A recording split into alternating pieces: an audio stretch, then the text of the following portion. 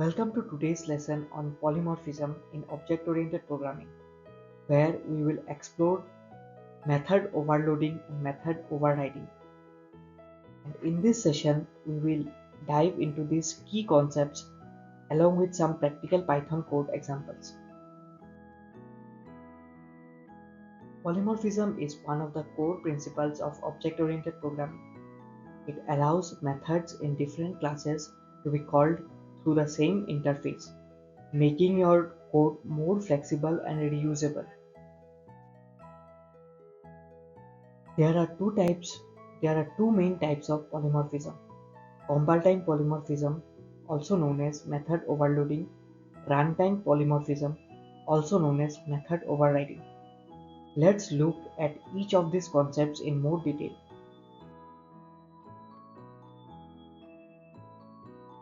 Method overloading allows us to define multiple methods with the same name but with different parameters. This is useful when we need to perform the same operation in different ways based on the input. For example, you could have a method to add two numbers, another to add three numbers, or even a method to concatenate strings. While Python does not support traditional overloading, it allows us to achieve similar behavior by using default or variable length arguments. Here's an example of how we can implement method overloading in Python. In the calculator class, the add method can take two parameters by default, but we can also pass a third optional parameter using a default value. This way, we can call the method with two or three numbers. Notice that in this case, Python handles the method overloading using the default argument values, allowing us to use the same method with varying numbers of arguments. Method overriding is a technique where a child class provides a specific implementation of a method that was already defined in its parent class. This allows us to modify or customize the behavior in the derived class that was already defined in its parent class. This allows us to modify or customize the behavior in the derived class while maintaining the same method signature. In the example we see here, the animal class has a speak method, but the dog class overrides this method to provide a more specific implementation. This is a classic case of runtime polymorphism.